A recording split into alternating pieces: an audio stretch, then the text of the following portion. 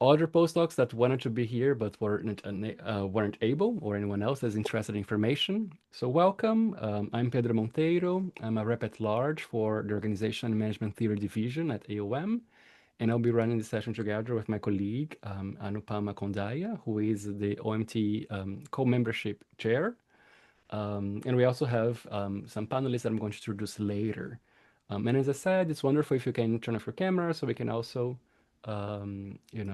see each other. And one of our panelists having a problem with the camera, but that's okay. We're going to still be able to hear from him. So I'm going to start sharing some slides that I prepared that we're going to go through. So as I said, welcome. Can you see the slides? Yeah, I Yes. see some. Yep. Wonderful. Thank you. So, welcome to the session. The goal for the session is to talk about the experience of being a postdoc, finding a postdoc, and so on. And the idea here is that we know that postdocs have been common for a long time in the natural sciences, and they are becoming more, prevalent also in our spaces, right? In organizational research and also management in general. And OMT has as a mandate and a goal and a mission to support people across their different stages in their career. So we have a consortium for early career PhDs. We have one for late stage PhDs. We have one for junior faculty. We recently created one for mid-career folks, right? And we also wanted to have some kind of space to talk about the unique experience of postdocs. And by the way, postdocs are welcome to apply to either the PhD or the junior faculty consortium, depending on their preference. I just wanted to inform that. And that's the idea also that we wanted to create spaces, and OMT has been doing this for some years, that go beyond just the conference in which the community can meet and talk about and learn and so on. And that's exactly one of the things that Anupama has been doing, right? That's one of the things that she does in her role. The format for the session is the following. I'm going to do a quick introduction, then each panelist is going to share their experience, and then we are going to pose some questions to them based on what you have, sent on the form, and also there will be space, for questions at the end. So just to get us started, from all of the people that sent and that filled up the form, I just did a quick statistics in terms of where everyone is coming from. I don't know exactly on the call, but among the people that filled the form, most of them were in Europe, maybe because of the time zone, but there were also a quite considerable number joining us from Asia, North America, South America, and a few from Africa and Oceania. And again, as I said, I think the idea to record was also to make it available for people that maybe struggle to be here given the time zone. Okay, one quick word on the division for those that don't know. The Organization and Management Theory Division has the goal, the mission to advance theoretical understandings of organizations, organizing, and management. And the idea is to promote and develop a community of researchers, educators, and practitioners who advance OMT scholarship, right? I just have a screenshot of the site. That's where you can find resources. That is where you have, you can also post messages through the listserv. We are one of the largest divisions at AOM. We have a long tradition, as I see, being the intellectual foundations for management. And besides launching and fooling particular topics and theoretical approaches, we like to think of ourselves as everyone's best second division, because the idea is that no matter if you do strategy, entrepreneurship, sustainability, you study technology, I think the idea is that we think that you can bring an OT focus to all of those topics, to those understandings of phenomena, because organizational theory provides the lenses, the tools, the theoretical resources to understand them, right? So that's how we like to see ourselves. And of course, I encourage you all to get in touch with the division by being in the listserv, via social media, and of course, joining if possible. And since we have AON coming up, I just wanted to also let you know that there is this website called OMT Fun that, besides all of the social activities, also has the calendar for the main events of the division, such as the breakfast on Monday, in which we honor the distinguished scholar, which this year is going to be Renate Meyer, but also the business meeting later on Monday, the socials, and so on. So you can find this information at omtfund.com. Okay, so that's my quick pitch on the division, which is the mothership for this that we are doing here. On to postdocs, right? So the first thing I wanted to say is that postdocs are many things. And this already was visible because many of the questions were about types of postdocs and what do they mean, what is a fellowship, and we'll get that in a second. I just wanted to give a brushstroke to introduce the topic that they're very varied. Some of them, as you see on the left, can be basically fellowships. So basically, you get money to advance a particular topic. There is the famous Marie Curie one. The British Academy has some. There are all types of fellowships at the cross-national, national level, institutional level. Some centers and schools sometimes also have, they are known to support postdocs. I have just two quick examples here, one from Oxford at the Corporate Reputation One, but also the RB Institute at Michigan, right? That they tend to have positions almost every year that they open for postdocs. And also, of course, I just have an example here from one in my own institution at CBS as just a call for some to work on a particular project or a particular person, right? The idea here is that we can think of postdocs in terms of being independently funded through fellowships and grants, or internally funded, in which you can work in a center or work in a particular research project, right? And this also, the other axis to think about this is in terms of how much independent work you do or you do work with others. And we talk about this more in a second.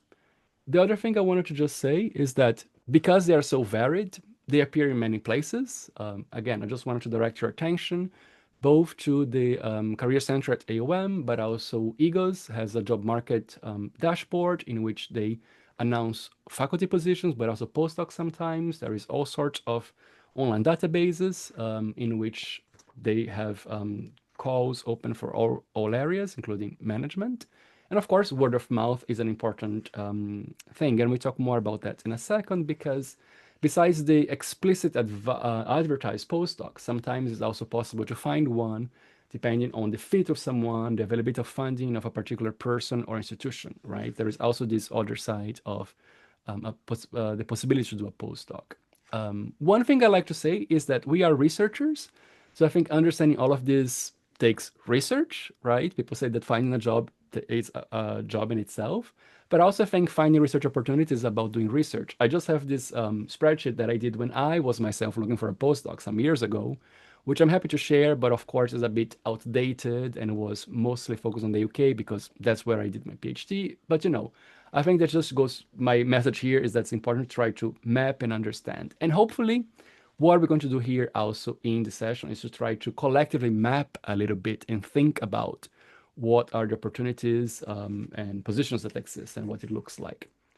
So, okay, so here is our wonderful panel, in order to try to exactly map and think about what these things is and what the opportunities are and what we should consider when embarking in such situation, we try to get a panel that represents different topics, methods, backgrounds. It's impossible to cover everything, but that was the idea. We have three colleagues who have done themselves postdocs and have moved to a position after. We have Alice Macena, who is an assistant professor at EADA Business School in Spain, who was a postdoc at the Innovation North Center in Canada. We have Elena Bruni joining us, who is assistant professor at LUIS in Italy, who was a postdoc at Vienna via Marie Curie Fellowship some years ago. We have Federica De Stefano, who is currently an associate professor at Said Business School in the UK, who, as I understand correctly, was a postdoc at Wharton. And we have both Tim and Stefano, who are faculty who have supervised and worked with postdocs and can also give us the other side of the conversation, right? Tim Abansel is at the Ivy Business School, where she's professor of sustainability and strategy and leader of the Innovation North Center. And we have Stefano Brusoni at ETH in Switzerland, where he's a professor of technology and innovation management, and also vice-rector for continuing education. So we're going to start going for, each one of them, just telling a little bit about themselves and more importantly, the experience that they have in either doing a postdoc or supervising postdoc, right? To just, hear a little bit of the stories about what it means to do such work and to be in such position. And I'm going to stop sharing so then we can, see the people. So Alice, will you start telling your story? Yes. Hello. Hi, everyone. Thank you, Pedro, for organizing and for inviting me. I unfortunately will not sound as smooth as Pedro does because there's a little bit of a noise in my background, but hopefully you can hear me well. I'm gonna share a little bit about my postdoc story. Hopefully it's not outdated, Pedro. That you just mentioned now that yours is outdated, and I was thinking, is my story outdated? I started looking for postdocs back in 2020, in the summer of 2020, which was a very strange year to look for jobs, right? Because it was COVID summer. Um, quite frankly, I think we were all a bit lost about what was going on and what was gonna happen. I was doing a PhD at IESE in Spain, and I knew that I wanted to stay in Europe, but there weren't a lot of jobs in Europe. And I was feeling, I think, quite frustrated when my PhD program director sent me an opportunity of a postdoc in Canada. And he said in his message, I know you're not looking for jobs and postdocs in North America, but have you seen this one? Because I think you should apply and I think you should do it now. And I looked at the position and said, oh my goodness, yeah, he's right. And that position was to work with Tima, who's also here, right in the um, and so it began the journey. Actually, I started getting involved with the project a little bit before I even started my postdoc formally. I started the postdoc the year after, July 2021. Um, but Tima, I think, was the big believer in getting us involved earlier, and so we could, have a sense of what was going on in that project. So I started, attending a few meetings here and there. Everything was online back then. Um, so my postdoc, I feel like started even earlier than July 2021, but started really July 2021, and it ended last year in April 2024. And after that, I got a job back in Spain. Now I'm assistant professor at IADA Business. I think that's it from me for now, Pedro, so I don't take too much time, and then yeah, we can That's share more perfect. later. That's perfect. And I was thinking that maybe Elena could go next and tell your story. Sure. So thanks a lot, Pedro, for inviting me. I think it's a great. I really like this opportunity. So my story. I hope it's not outdated, but still, um, I my postdoc. I did a postdoc actually after my PhD in Venice for a couple of years, but the Italian job market is a little bit challenging even at that time. So it was like every single year I had to apply and work with different professors to different projects. So I was very tired of that.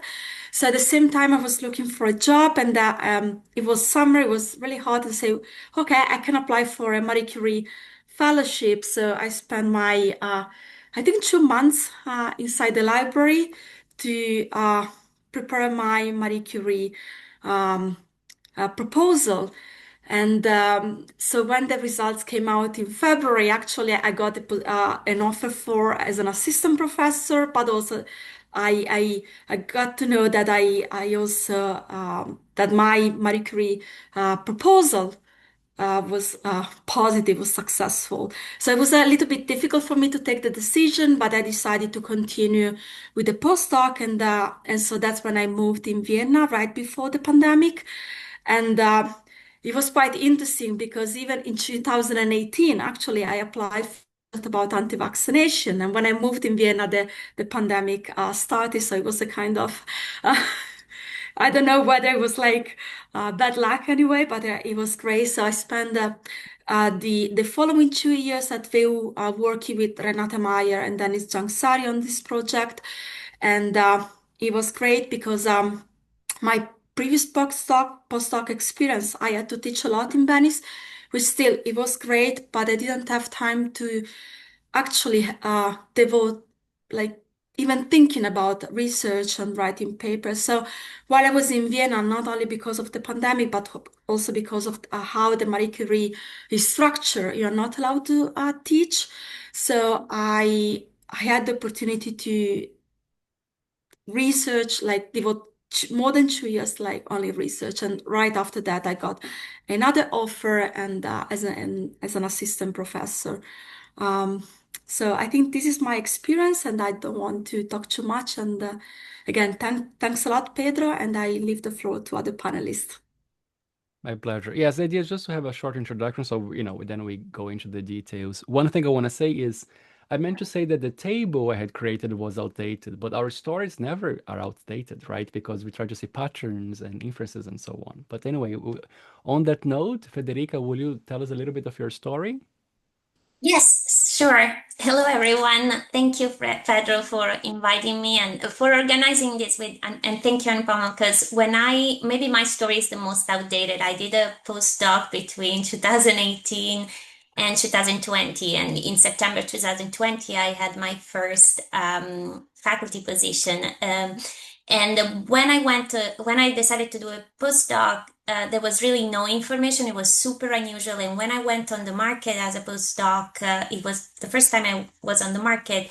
I was probably one of the few postdocs on the market. So I think now things are getting better also, and there is more information. So I did my PhD at Bocconi University, Milan. I'm Italian myself. And then after that, I went for a visiting year at Wharton at the University of Pennsylvania, and then I stayed there for 2 years as a postdoc. So overall, my stay there was 3 years, 1 year as a visiting PhD and 2 years as a postdoc. So in my case, it was really an intern. If I think of your matrix, it's like it was an internally funded, and then I would say semi-independent in the sense that I was working on a very new project in a very new research center on people analytics, but it was working with my faculty postdoc advisor there. So it was no teaching at all. Back to the previous points on teaching, non teaching was no teaching at all. It was pure research. And I did engage, I have to say, I don't have much to say in terms of the searching for a postdoc because it was much more organic in the sense that I was there, I got involved in a project, and then there were different opportunities coming up, especially as the center was really starting. I think I was the first postdoc of the center at that point. So it was a little bit more of an organic opportunity coming up. No, it's great. I mean, I think that is worth to pause and, reiterate that it is important to know about search in terms that some of it is organic, right? So we had the case of Elena that was a standing thing that happens every year, you can apply versus, a situation where it's just, you happen to be there, there's an interest, there is funding, you can stay. So we'll unpack this a little bit more. Tima, would you tell your story on the other side, so to speak, as, hosting, welcoming, working with postdocs? Sure. Thank you, Pedro. And what a treat. First of all, I've had maybe 10 postdocs over the last 15 or so years. So I've had quite a bit of experience. And Elise was definitely one of my postdocs. I'm going to say she is my best just because she's online. But I've had such fantastic experiences with postdocs. And it's really fascinating how many people are online here. And this is only a fraction of probably the people that are interested in postdocs, which shows, I think, a real surge of interest. And I think that trend in itself is really interesting because I think that more and more people are feeling like they need a little bit more time to publish to get ready for the market. And so for me, I love working with postdocs because they've already made a lot of the mistakes that they're going to make in the PhD. And you can really screen people by how good they are after their PhD. And yet there's many, many people that are very good, but just haven't published and aren't quite ready to take a job. So I've had, so I use this as an opportunity to work with people a little bit more closely. Uh, I had started about 10 years, 7, 8 years ago, an initiative called Innovation North. And with Innovation North, which is where Elise, I think, was my first significant postdoc along with Ji Young Lee, we had enough funding to have 3 postdocs a year. My last postdoc just left this summer. And what I required of them is about 30 hours a week of committed time towards Innovation North of the initiative. And that meant from a range of administrative aspects, maybe some workshop facilitation, but then also publishing research related to Innovation North. And then the other time that they would spend on their own research because they really felt it was important for them to publish their dissertation as well. And my goal of success is when people land in the place that they want to land afterwards. So from Elise's point of view, she really wanted to be in Spain, and it was just thrilling to have her be where she wanted to be in the end. My story. Thank you, Pedro. Thank you for sharing. And I start to see, because I'm a qualitative researcher, but I think all researchers, regardless of the method, look for patterns. There seems to be something about customization. I had this axis just to try to show there is variety, right? But of course, there's a lot of blurring in between all of that. I understand that Stefano has one issue with the camera, but I think we can hear him. So, on the spirit of understanding the story, would you be able to tell us your experience, Stefano, with working with postdocs? Sure. I try to connect through the phone so that you can see me, but I'm talking to my laptop because today technology is difficult. I hope this works for all of you. So you might see me twice, one in a picture and one in a video. Anyway, you can hear me, at least. Okay, very well. So my story is certainly outdated because I was a postdoc between 2001 and 2003, which was quite some time ago. That was a time when it was quite normal to be a postdoc, at least in Europe, because our doctoral programs back then were quite short compared to our colleagues and friends in the US. And it was a very good experience. It was a very independent work, as you mentioned, Pedro, that was important. And it was called actually in England, a writing fellowship. So it was extra time to actually keep working on your own papers. After couple of years, I got a faculty position in Bocconi and then moved to Zurich. In Zurich, in the German-speaking world, it's quite normal to hire a large number of postdocs. That's the entry point in the academic career. And I had quite a few since 2011.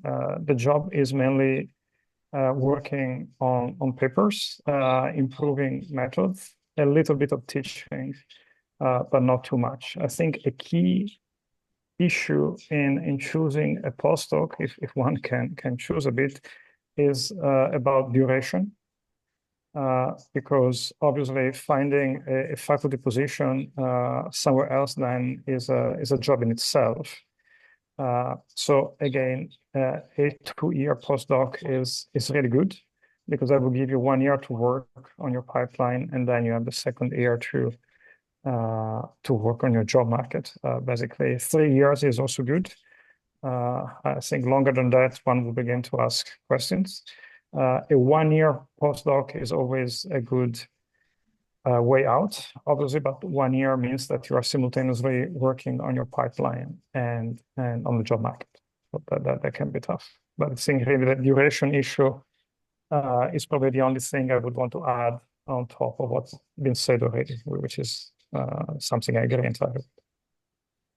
Thank you. And I just want to address one of the questions that we had on the chat already. We are going to, debate the questions now. And of course, feel free to write them as we go through. On the questions from Ale, and it is, can you please address how can we as PhDs overcome the publication requirement hurdle by postdoc openings, given that we have only 3 years to finish the PhD and not enough time to publish and so on? I mean, the first thing to say is, of course, it's always important to reiterate this. Stefano was hinting at that. There is always variety of working conditions across the world. About programs are different and what they are and what they mean, right? And the other thing is that I think this variety also translate into criterias and what is important, including in postdocs, right? Because if you think about the case of Marie Curie, I'm not an expert. Elena can say something on this. If you're applying for the grant, it's not so important that you have papers, right? And the other things, of course, something I got also from Tima's presentation was that quality and publications are not necessarily coupled, right? Especially if you're early in your career. And she was saying that it's about, from what I understand, promise and quality and your ability, right? So just wanted to point at these two things. So I'm going to just share my slides because I wrote down, summarizing across a lot of the questions that we had in the forum. The first big one seemed to be about how to get into it and thrive, right? So you are a PhD, you are thinking, yes, I think that is be for me, it's be relevant. So, how do I search for it? How do I select? How do I land such a position, right? And we already were talking a little bit about this, but I think that's exactly the first question I wanted to pose to the panel. I want to say that not everyone feels that they need to say something, right? Sometimes that happens on panels that people feel that they are forced to say something. So you are authorized not to say something, but if you want, we can do this more spontaneously, right? Organically. So anyone has a instinctive response on the process of searching, landing the position, thriving into the position? Pedro, so I think I wanted to say a quick thing about selecting.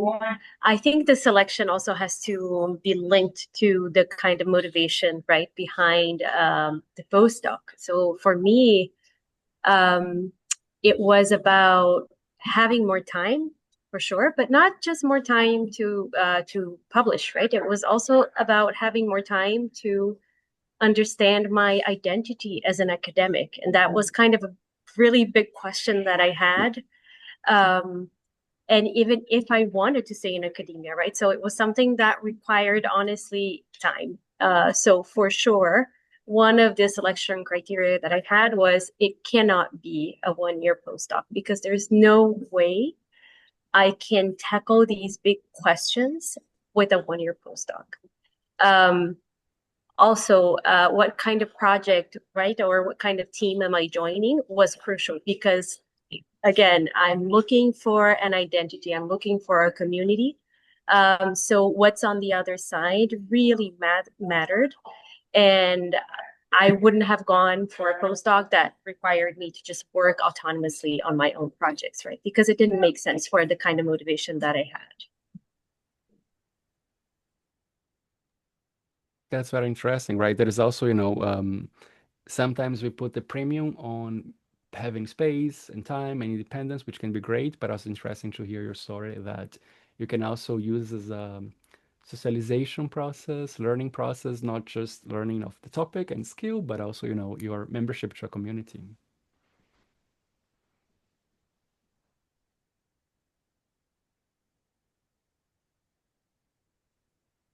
Yes, Tima, yeah, I see your hand. The one thing I'll say is that I get a lot of unsolicited inquiries about postdocs. And I don't know if people just broadcast them widely or they send them to me specifically. And I've come to just honestly deleting them because a lot of them seem AI generated and they're very formulaic. I have had inquiries, though very few, where they seem very targeted.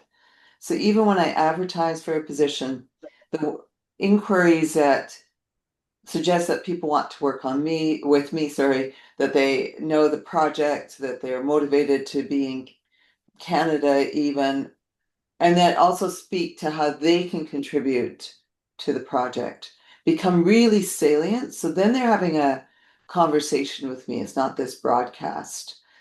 And I think that very personal uh, uh, conversation that they start is really important. So if I was to say one thing you don't do is to use AI to generate your letters, write something that means something to you and to the person receiving it.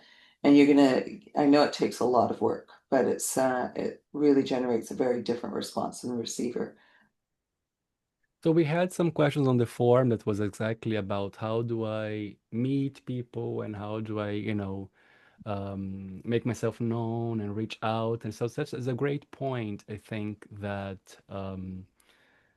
being part of a community is about understanding how to the norms which are, and I understand that the difficulty in academia is that postdoc necessarily is not like an opening in like in industry, right? That you say, okay, we need an engineer to do this, and then I have the skills that I'm going to apply, right? There's a lot about fit and understanding and alignment of interest because we have so much autonomy, then it makes it important to have all of this work, right? And I just want to share one story that is not mine, but I was reading some a memoir for an anthropologist professor that had retired that I really admire her work. So I was reading about, how she organized her work because we study organizations. And she was saying exactly that, that in a time that was, 40 years ago when there was no internet, the importance of letters in understanding the candidates for PhDs in that case, right? And how allowed you to express and see and understand what really your interests are. So we talk a little bit about finding in terms of the duration, what you look for, but I think there can also have, especially in the case of postdocs that are more structured and advertised, I think it's important to understand the kind of support that you need and how is the process. So I was thinking that maybe Elena, you could say something about that, right? Of you see the Mercury happens every year and you say, okay, I want to apply to this and what do I do next, right? What would make sense for me to consider if I want to apply to any of fellowship that is available? And there are plenty, by the way. Yes, there are plenty of fellowship. At least in the European market, Marie Curie is really good in your CV, also because even after years you complete your Marie Curie, you just provide a kind of signal that you are able to write an European proposal, in European grant. So he helped me a lot to get the position that I that I have at the moment. So I had in terms of structure, you're totally right, Pedro, and also like the other panelists were emphasizing. Marie Curie, in terms of structure, is great for several reasons.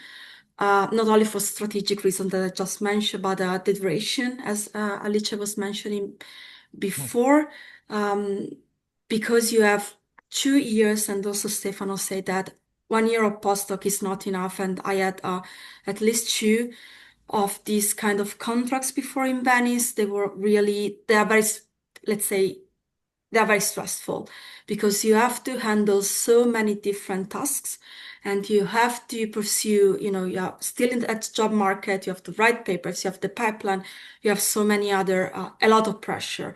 The Marie Curie is a completely different structure because um, it gives you a lot of liberty, freedom to understand who you are, like as an academic. So not only because it gives you time to do that, but also because it gives you money, funds. I mean, we know that money and funds are like it's really important to have financial support in order to, organize and meet people, to do visiting, to do research. And Marie Curie gives you that, the freedom and also the financial means to travel even for 1 week, 2 weeks, or 3 months to attend a workshop, to go to see a seminar, or just to uh, different conferences. So my experience and probably other Marie Curie scholars, alumni can share the same perspective that I have. Is one of the best fellowship because it gives you duration, time, and financial support to understand who you are as a scholar, and also to give you the meat, like you can do it. So I basically reiterating what my colleagues already said. Please check really what you want to do with this in this time, and in which kind of project you want to work. And my last word is about the fact that Marie Curie, basically you write the proposal, so it's like you're in charge. You are like the principal investigator, and you just embrace or at least you are going to research about something that you really love, you're passionate, and you want to pursue the career on that. So I don't know if I answered to your question, Pedro. Yes, you did. One thing is that I just want to say is that when I was doing my research some years ago, right, I noticed that, I mean, I happen to have many friends in humanities, in natural sciences, and they kind of alerted me to many of the, in that case, were national at the level of the UK, but also European and others, that in management doesn't seem to be as known, right? Maybe because so far people were more easily could walk into a faculty position, whereas in other fields it's very common to do a fellowship or a postdoc, and fellowships were popular. Also, just to say that they are possible, but they're not necessarily so much known in management. But I wanted to hear from Federica or Stefano, because that's a great example, but that's one in which you have a budget of your own, so to speak, versus the one that you have the autonomy in which you have to negotiate or customize a little bit more, right? So also to understand, because that's one of the questions that we got, was how do you collaborate with someone, you find your autonomy, you negotiate, Tima had the example of, there an amount of hours she's very upfront about, so how does it go? So Federica, maybe you can tell us a little bit about that. Yes, sure. And I so I have to say I have been very fortunate in the sense that I think the advisor I had was very much in Tima's spirit of letting me pursue my own independent research. And as of now, is still my co-author some papers like that came out of data collection from my postdoc. So I would say I've been very fortunate in having a very developmental environment around me where there was never an expectation for me to run like administrative tasks or to teach. Like it was very much very research driven, and I didn't have to negotiate for my time. Uh, so in that sense, I was fortunate because there were a lot of resources available there for research. But I think when this more like internally funded PhD comes up with like Joe Post, it is very important to ask the right questions and really understand very well what are the expectations. I don't know, like I am not an experimentalist, but very often they are tied to lab management or like experimental like streams of work. In my case, it was there was a lot of like data collection, company engagement, even prior to the research starting, and also understanding very clearly where you're going to be in the papers that are going to come out of that effort. Are you going to be a co-author?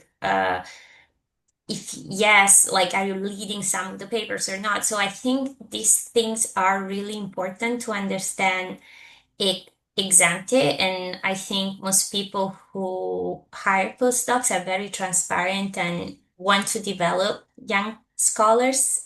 So I would say that, however, having those conversations very upfront is really gives you then the bandwidth to make progress as a researcher without having all that ambiguity like kind of haunting your experience. So I think that is one thing I would definitely try to recommend in terms of like it's even more than it's even before negotiating is just like getting clarity over what's going on. Also, because sometimes the people have a lot of experience in working with postdocs, but some other times you are their first postdoc, and so even there it's a conversation to be had because also the person who is working with you is trying to figure out what's the best way to set up their work in collaboration with a postdoc. So I would say open conversations about these aspects are a healthy thing to do, although sometimes they may be uncomfortable for some of us, but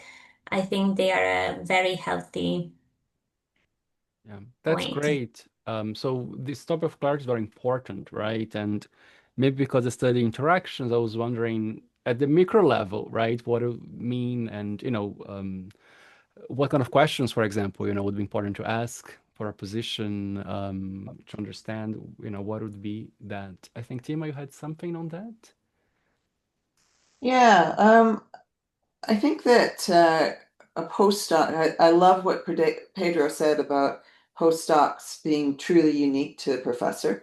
So unlike doctoral programs where you know what to ask, and when you apply for a faculty position, you often know what to ask. For postdocs, anything goes. And so Pedro rightly said that a postdoc is a very unique experience. You want to make sure that you know what you're getting into, because if you do, then you will have a much, much better experience.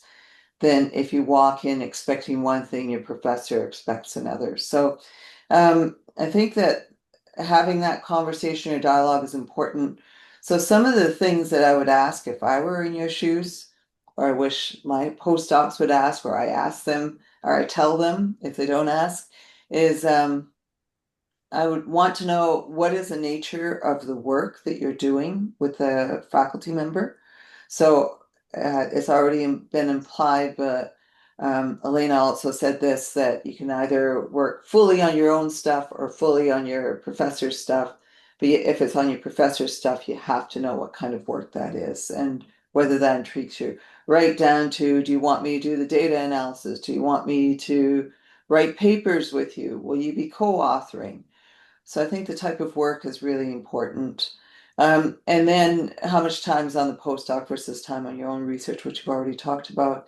I think the amount of mentoring is really important. So are you working independently or will you be mentored? And I know one of my postdocs very specifically sat down with me after she started and she says, when will we meet? How long will we meet for? What kind of feedback will you be giving me?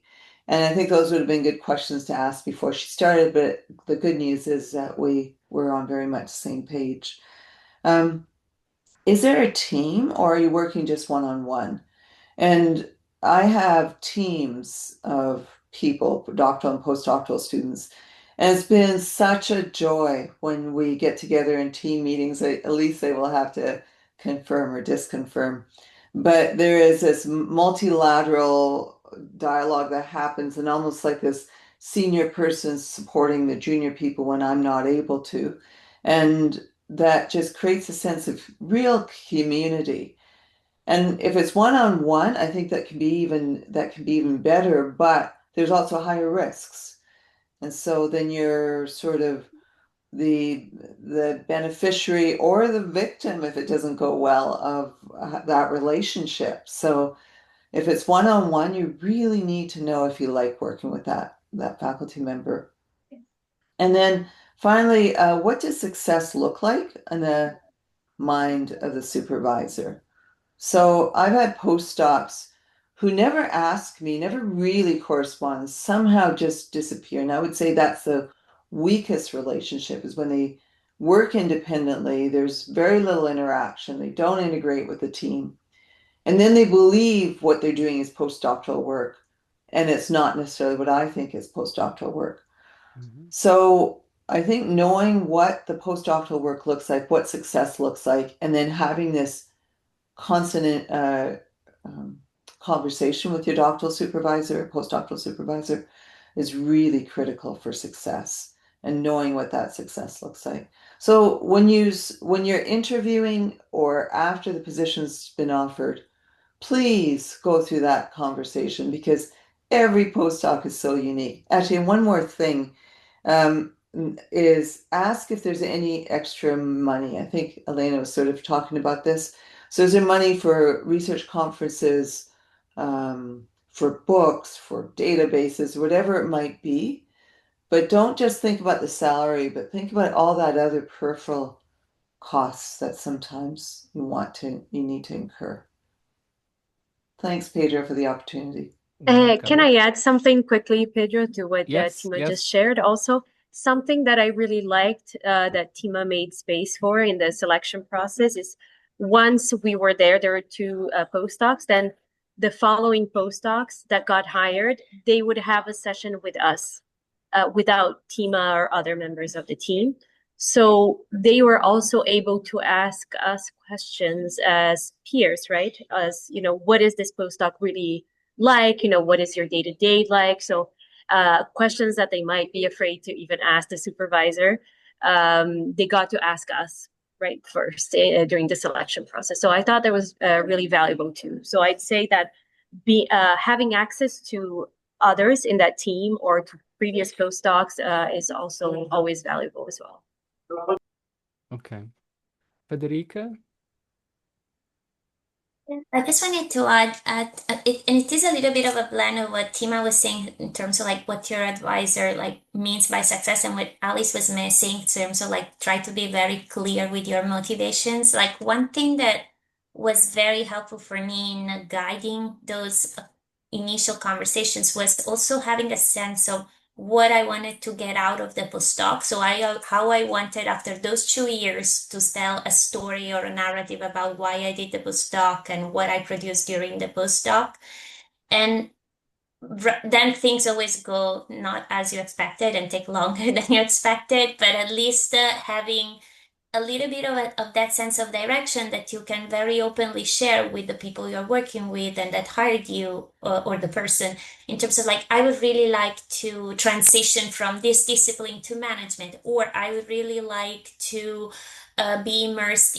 That was my case in a group that really works on the niche topic that I want to study and collect new data other than my dissertation. Like, I don't know, that one thing, and sharing it so that you can really co-create your postdoc experience with the people you're working with.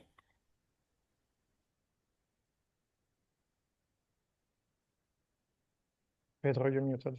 Yeah, sorry, Stefano. I meant to say, Stefano, I see your hand, so if you can please.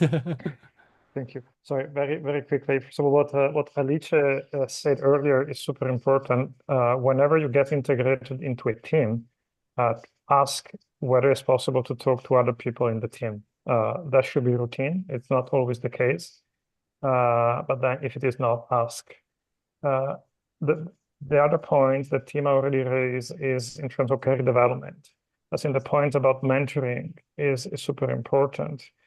But I think it's also important to have early on a discussion about what kind of support you're likely to get once on the job market. That means that you have had already a reflection about what kind of job market you want to have 2 years down the line. 2 years are going to disappear very quickly. Do remember that. So you need to find people who are willing to help you along, but crucially to help you when you hit the job market, not only by writing references, but also to putting you in touch with people, supporting you at the OM. I mean, the usual deal, if you like. But you need to be sure that what is usual is understood by all parties, because that is not something you can fix only retrospectively, right? That must be clear from the very beginning. So that's a great transition, because the other set of questions we end up spending a good chunk here was on the next steps, right? So what do you do after exactly? So the transition, and you already touched on that, Stefano, on the support you can get for not just thriving during, but also thriving after, right? So we already touched about the organizing your work during it, but I think the question is also how to move to the next position. Some people had questions about, how I would be perceived. They have done a postdoc. How much is too long? If I stay too long during a postdoc, can that be a liability? And I think Federica was also touching on the point about the narrative you tell. There were also some questions we got in terms, what if I'm changing areas, right? And I'm going to a new area. Does it matter? What I should consider, right? If I'm either changing when I'm going to the postdoc, or from the postdoc to the faculty position, there is some kind of jumps that I'm doing. So I think that's some of the, second batch of considerations I would like us to spend some time thinking about.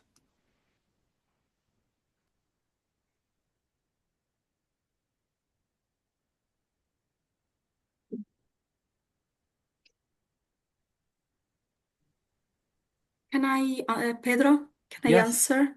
yes. Uh, Honestly, it's tough because 2 years, as just Stefano mentioned, it's like it seems a lot, but it's nothing. You start your postdoc and you're at the end of 2 years, say, oh my God, now I have to. So, of course, you start thinking about the next move. Even let's say after 1 year and a half, even before, after 1 year, you find yourself asking, okay, now how can I move it? And I think it's really important to find the right mentor, not because the mentor is going to find you the job or write that's on us. But still, I remember my time in Vienna, anytime I was like, okay, do you think I should apply for this? What, how should like teaching? I asked a lot of questions and it was really helpful for me. So I think postdoc is a great opportunity to somehow to find yourself in a situation in which you can ask questions. And in academia is something that we don't do very often, like in other jobs, in other contexts.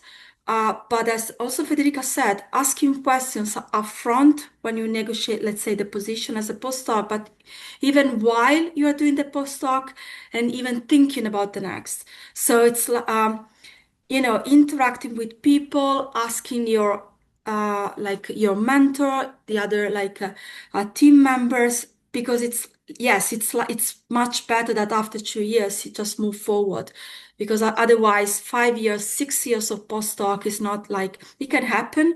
We have our own experiences, but still not too much because we need to move forward with our career and show that we are building the another step. So what I recommend you, it's and it's what Federica said, co-creation, find a mentor, asking, and even and work on your pipeline. Because when you have to look for a position, your pipeline is going to be very important. And you have the 2 years of your postdoc to even think about your and present your pipeline. I was Thank thinking you. yes, I was just going to say, I was going to ask to either Federico or Stefano to weigh in just because you have had more distance from your postdoc, so maybe you can have a longer view on, what it has been since you finished.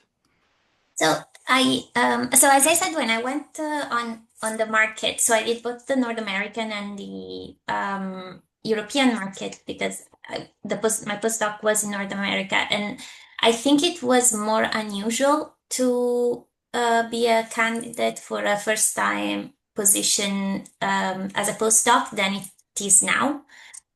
So there was a little bit, I wouldn't say skepticism. I was never faced with the questions about like, oh, like why you did that, but there was clearly more to justify in terms of like how much of new working papers I had developed during my postdoc and build a narrative. But one thing that I think is very important, and that's why probably the 3 years that is in the chat and that Stefano mentioned can be really helpful, is that one temptation of as a postdoc, at least for me, was like to be very isolated with you, your advisor, your mentor, and instead, at some point, maybe after the first year, the first 6 months, trying to really tap into the broader department and broader school where you're doing the postdoc, so that by the time you go on the market, you have a real community cheering for you and not just the one person you are doing the postdoc with. And for the job market, that is a really key element. Also, in terms of like perception from the market of seeing you as part of the broader department and not just someone's postdoc, right? It gives you a broader support to go on the market and go through it as a process. Okay. Alice? No, Stefano, I think was going to go first, so I can go after. Oh, sorry, yes. No. Well, are you sure? Okay. So one thing I want to say very quickly, just to build on this, is that I think it's not too challenging to find a postdoc position, again, continental Europe, England as well, without any paper out. Yes, that's what you expect. You hire a postdoc on potential nearly all the time. But after 3 years, you go back to the market. At that point, it's actually very important to have something out in the pipeline at some R&R level.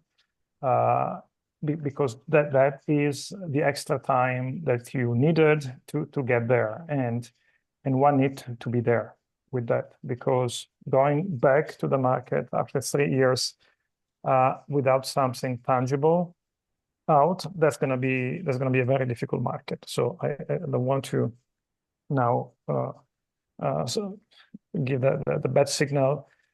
But again, one has to keep in mind that those 3 years have one main KPI, and that's pushing papers through the pipeline, because that's the only strong signal that the market will listen to. Then there is, of course, a need to explain why you did it and where you did it. That the narrative part is very important, but there is no amount of narrative that is going to compensate for the lack of R&Rs and ideally something published on a very good journal. Thank you. Alice, you get the final word. Oh no. I think actually I was going to share something that's been a bit shared already by Stefano. So I'll just say I'll echo a little bit what I heard from Federica, which is um, the success of a postdoc is, of course, no doubt, immersion in that project and in that relationship and in that institution you're joining as a postdoc. But keeping an eye out also for the next step is very important. So, in my case, for instance, Timo is very accommodating. So the last year, not the whole year, but the last part of my postdoc, I was a part-time postdoc, and I started teaching at the school that I wanted to land in, right? Ultimately, so I was able to, at the end of my postdoc, to start building the steps to land where I wanted to land. So it felt like a really nice transition, right? It's not, spending 2 or 3 years in a place and then at the end of that, being kind of surprised or unaware of what's out there and what's going to be required of me. Is really keeping an eye out and starting to build on that, before you finish the postdoc, if that makes sense. Yes, it does. And there were a couple of things that I wanted to share. Unless someone, oh, sorry, Mohammed, you had a point. Yeah, thank you so much for the interesting session. So I had two questions if you allow me. So I think the Sorry, first we only have time for one. Okay, then I will ask just one question. So my question is about, I think transitioning from PhD to postdoc to faculty is a lot. So I was wondering whether the panelists could tell some thoughts on how they manage the transition, especially across countries and continents. That would be great. Thank you. That's a great point to end, right? We are so intellectual that we forget sometimes the logistics, the embodied. I think Alice was saying this whole thing about different continents. So yes, if anyone has something about the actual work, right, the body, the work, and the logistics, and all of those things, that would be interesting to hear.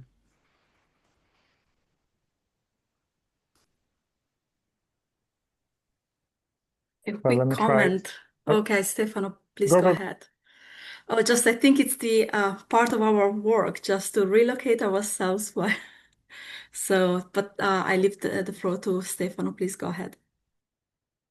Mm, I think, well, again, when you relocate on a postdoc, it's a bit more difficult than when you relocate on faculty because it's unlikely you get any support in relocating.